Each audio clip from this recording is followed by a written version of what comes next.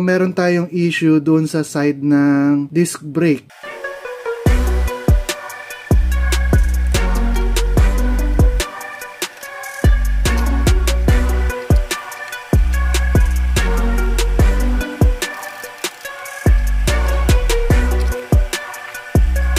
So ayan mga paps, bago natin ikabit, sinukat muna natin tong stock na spacer ng Click 160 natin.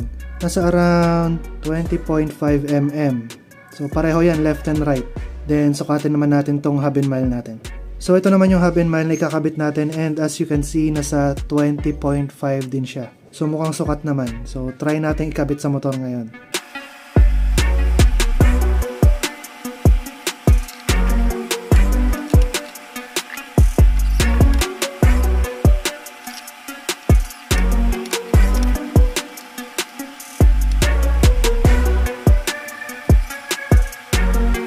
Putulin lang natin yung video para magbigay ng feedback regarding dito sa isang hub and mile natin. So magkasukat siya left and right, tama naman yung sukat based doon sa spacer, pero meron tayong issue doon sa side ng disc brake. So ang nangyayari, etong side na to tumatama doon sa dust seal doon sa side ng disc brake. So ang nangyayari, nauunang dumidiin itong part na to sa dust seal bago tumama itong part na to sa bearing. Itong part na to sa bearing. So, nung in-install natin, nung in-install natin dyan, hindi natin napansin agad. Napansin lang natin nung umaandar na. So, ang ginawa natin, meron tayong friend na may machine, pinatabas natin yung labi nito. So, ito nakatabas na to.